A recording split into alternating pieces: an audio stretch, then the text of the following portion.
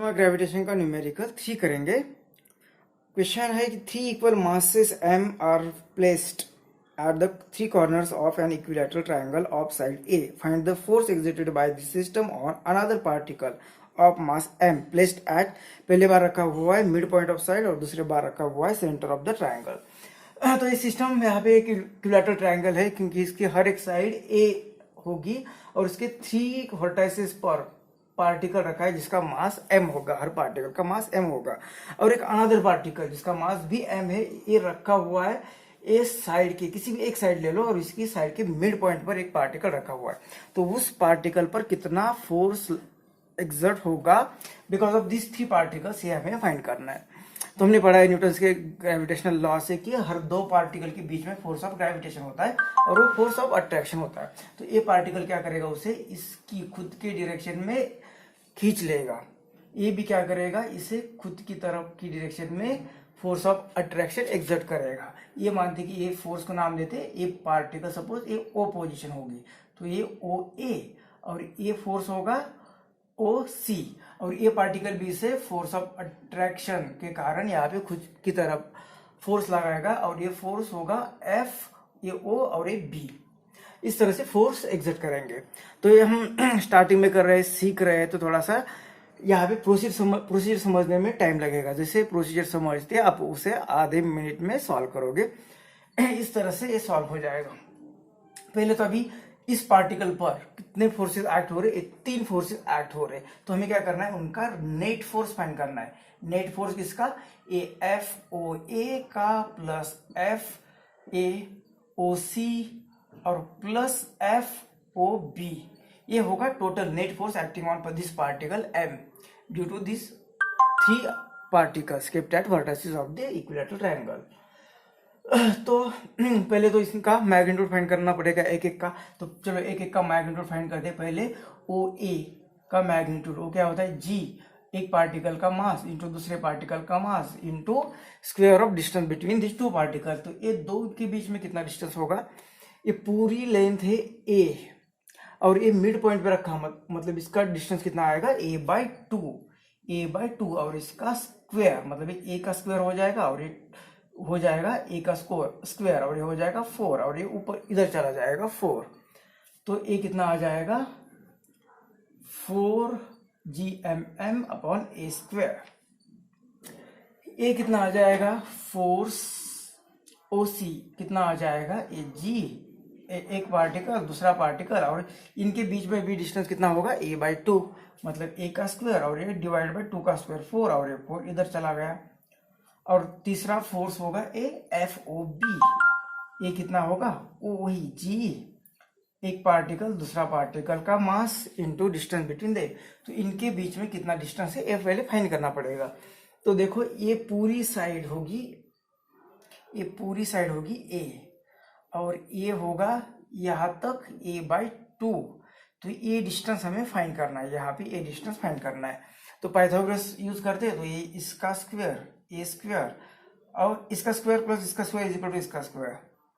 तो ए square minus a/2 का square is equal to हमें जो चाहिए उसका स्क्वायर, उस साइड की स्क्वायर। तो ये कितना आएगा, ये 4 है तो ये 4 इधर चले जाएंगे और ये डिनोमिनेटर 4 बन जाएगा। तो ये आ रहा है 3a स्क्वायर डिवाइडेड बाय 4। ये इसका स्क्वायर होगा, हमें स्क्वायर रूट लेना होगा इसका। तो इसका स्क्वायर रूट कितना आ जाएगा, तो ये इसका स्क्वायर रूट आ जाएगा √3 और ये a और ये 4 का स्क्वायर रूट 2। तो इतनी साइड आ जाएगी। तो ये साइड कितनी आ गई और इसका स्क्वायर ही चाहिए यहाँ पे, तो यही लेना है हमें 3a स्क्वायर अपॉन 4। तो ये आएगा 3a स्क्वायर अपॉन 4, ये 4 भी इधर चला गया। तो इस तरह से ये मैग्नीट्यूड फाइंड किया। तो हम यहाँ पे सॉल्व कर देते। तो देख लेना FOA और FOC क्या है, FOA इनका मैग्नीट्यूड, FOA जितना मैग्नीट्यूड है इनटू माइनस FOC कितना है उतना ही है, सिर्फ उसकी डायरेक्शन अलग है, सिर्फ उसकी डायरेक्शन अलग है और प्लस FOB। तो इसके कारण ये क्या हो गए, एक दूसरे को कैंसिल हो गए। ये दोनों का मैग्नीट्यूड सेम, ये फोर्स जितना है उतना ही ये फोर्स, और दोनों क्या है एक दूसरे को अपोजिट डायरेक्शन में खींच रहे हैं। मतलब equal and opposite forces are acting on this particle, तो और उनका रिजल्टेंट क्या आ जाएगा, इनका इफेक्ट एक दूसरे को कैंसिल हो जाएगा और रिजल्टेंट फोर्स वहां पे जीरो आ जाएगा, मतलब ये दो फोर्सेस का इफेक्ट कैंसिल हो जाएगा और रहेगा सिर्फ ए। तो ये एफ नेट कितना आ जाएगा, तो इसका मैग्नीट्यूड कितना है, ये 4 G m अपॉन ये 3a², इतना फोर्स ये पार्टिकल पर एग्जर्ट हो जाएगा। अब बी पार्ट करने जा रहे हैं। बी पार्ट में क्या किया है, जो अनदर पार्टिकल है वो सेंटर ऑफ द ट्रायंगल रखा हुआ है, अब उस पर कितना फोर्स एक्ट होगा ये हमें फाइंड करना है। तो इस केस में अब ये जो न्यूमेरिकल हम ग्रेविटेशन चैप्टर पढ़ रहे हैं, ये ग्रेविटेशन चैप्टर जो भी पढ़ रहे हैं वही हमें यूज करना है इलेक्ट्रोस्टैटिक्स में। सेम वैसे ग्रेविटेशन, एक ग्रेविटेशन फील्ड होती है, वहां पे इलेक्ट्रोस्टैटिक फील्ड होती है, यहाँ पे ग्रेविटेशनल फोर्स, वहां पे इलेक्ट्रोस्टैटिक फोर्स, यहाँ पे मासेस, वहां पे चार्जेस। तो यहाँ पे जो भी कुछ हम पढ़ने जा रहे हैं, यहाँ पे पोटेंशियल, वहां पे भी पोटेंशियल होता है, तो जो कुछ भी पढ़ने जा रहे हैं वो इलेक्ट्रोस्टैटिक्स में वैसे के वैसे अप्लाई करने वाले। थोड़ा सा डिफरेंस हो जाएगा, यहाँ पे मास होता है, वहां पे चार्जेस होते हैं, यहाँ पे ग्रेविटेशनल तो वहां पे इलेक्ट्रोस्टैटिक्स फील्ड, यही थोड़ा सा डिफरेंस होगा। यहाँ पे फोर्स ऑफ अट्रैक्शन होगा, वहां पे अट्रैक्शन और रिपल्शन दोनों फोर्स होंगे, लेकिन जो पढ़ने जा रहे हैं वही यहाँ पे इस तरह से पढ़ना है, ग्रेविटेशन में हमें वैसे के वैसे अप्लाई करना है। तो यहाँ पे जो सेंटर में पार्टिकल रखा है, इस पर एक्ट होने वाले फोर्सेस, तो यहाँ पे एक फोर्स एक्ट होगा, ये सपोज ओ पोजीशन पे रखा हुआ है, तो इस पर ये फोर्स कौन सा एक्ट होगा, FOA, ये पार्टिकल भी उसे अट्रैक्ट करेगा, तो ये फोर्स कौन सा होगा, फोर्स OB, और ये पार्टिकल भी उसे फोर्स ऑफ अट्रैक्शन एग्जर्ट करेगा, और ये कौन सा होगा, फोर्स OC। तो इस तरह से यहाँ पे तीन फोर्सेस एक्ट हो रहे हैं particle on M which is placed at the centre of this equilateral triangle.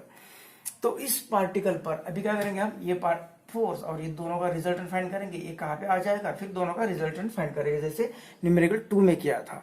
तो FOC और FOB और FBOC इनका नेट तीनों का पहले तो हमें क्या करना पड़ेगा, मैग्नीट्यूड फाइंड करना पड़ेगा। तो एक एक का मैग्नीट्यूड फाइंड करते हैं। तो पहले OA का मैग्नीट्यूड, क्या फॉर्मूला है फोर्स का, तो ये G आता है, एक पार्टिकल का मास इंटू दूसरे पार्टिकल का मास इंटू डिस्टेंस स्क्वायर। अभी डिस्टेंस देखना पड़ेगा, तो इसके पहले हमने ये पूरा यहाँ से यहाँ तक का डिस्टेंस ले लिया था, कितना आया था वो, ये जैसे कि ए ट्रायंगल, तो ये साइड दी है हमें A, और ये साइड कितनी होगी, ये ऐसे नॉर्मल निकालते तो ये होगी A/2, ये होगी A/2, तो ये पूरी साइड कितनी हो जाएगी, तो ये साइड इसका स्क्वायर माइनस इसका स्क्वायर, तो ये कितनी आती है, √3a² अपॉन 4, इसका स्क्वायर रूट ले लेंगे तो कितना आ जाएगा, ये √3a और ये 2 आ जाएगी, ये टोटल लेंथ ये साइड। अब इसका हमें कितना चाहिए, इतना सेंट्रॉइड तक, तो क्या रिलेशन है, यहाँ से यहाँ तक का सेंटर तक और इसके आगे, तो वो डिवाइड होती है यहाँ से 2/1 में, जो टोटल लेंथ होगी उसका 2 पार्ट यहाँ तक होगा और 1 पार्ट यहाँ तक होगा, मतलब ये होगी 2/3। इस पूरे लेंथ को अगर हम 3 पार्ट में डिवाइड करेंगे तो इसका 2 पार्ट ये होता है और ये 1 पार्ट होता है, मतलब ये 2/3 उसकी जो लेंथ होगी वो इतनी लेंथ ये आ जाएगी, यहाँ तक इतनी लेंथ आ जाएगी। तो ये कितने आ रही है, 2 तो चला गया, तो ये कितना आ गया ए, और √3 को कैसे लिखेंगे, √3 इंटू √3, तो 1 चला गया, तो A/√3 इतना डिस्टेंस ये आ जाएगा, A/√3। तो हर किसी का डिस्टेंस वो सेम ही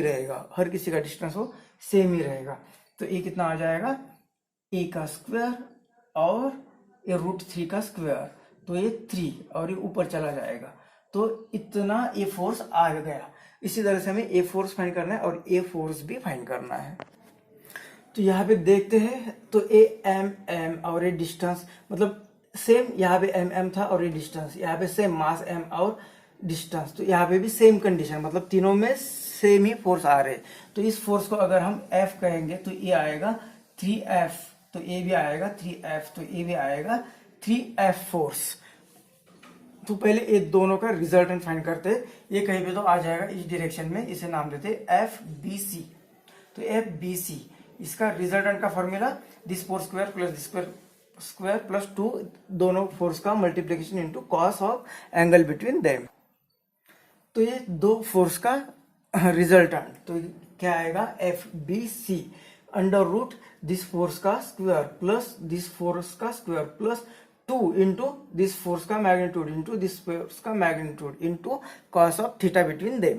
अब ये दोनों के बीच में थीटा कितना है, तो देखो ये पूरा तीनों एंगल 1 2 3 एंगल हो रहे हैं, यहाँ पे एक एंगल, दो एंगल, 3 एंगल, 3 एंगल से पूरा सर्कल कवर हो रहा है और तीनों एंगल इक्विलैटरल ट्रायंगल है तो तीनों एंगल का मैग्नीट्यूड सेम होगा। तो ये कितना होना चाहिए, तो ये 120 120 120 तीनों के एडिशन की तो 360 आ जाएगा, मतलब ये दो के बीच में एंगल होगा 120।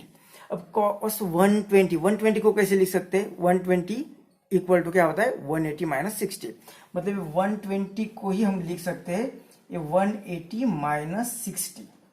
अब 180 माइनस 60, लेकिन cos 180 माइनस थीटा क्या होता है, या cos पाई माइनस थीटा क्या आता है, वो तो माइनस cos थीटा।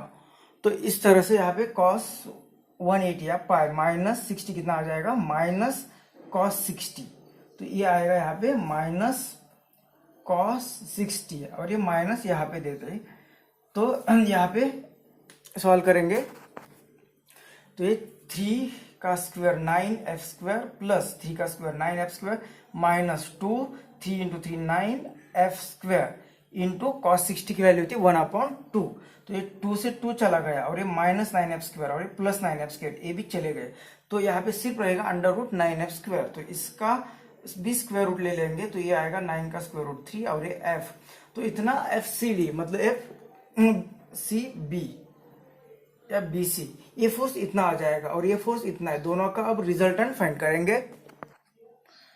अब AFOA और ये दोनों का रिजल्टेंट, ये दोनों का रिजल्टेंट यहाँ पे आ गया FBC। अब ये दोनों का रिजल्टेंट फोर्स फाइंड करेंगे हम F नेट, तो FOA कितना है, यहाँ पे ये आया है 3F इसका मैग्नीट्यूड और ये FBC ये अपोजिट डायरेक्शन है इसलिए माइनस ये 3F, मतलब ये F नेट कितना आ जाएगा, तो ये 0 आ गया, तो 0 फोर्स। तो यहाँ पे इसे बोलते हैं सिमेट्री। सिमेट्री मतलब क्या कि इक्विलैटरल ट्रायंगल और यहाँ पे चार्ज रखा है और ये 3 चार्जेस ऑफ इक्वल मासेस रखे हुए हैं, तो ये हर एक पार्टिकल उनका मास सेम होगा और यहाँ से ये जितने डिस्टेंस पर है वही इतने डिस्टेंस पर है, वही उतने डिस्टेंस पर है, तो इसे बोलते हैं सिमेट्री। इसके कारण यहाँ पे ये जितना फोर्स है, ये जितना फोर्स है, ये जितना फोर्स है, उनके हम अगर हम कंपोनेंट निकालते हैं, मतलब ये जो पार्टिकल है m, इसका इस डायरेक्शन में फोर्स, इस डायरेक्शन में फोर्स और इस डायरेक्शन में फोर्स, इसके अगर हम कंपोनेंट निकालते हैं मतलब ये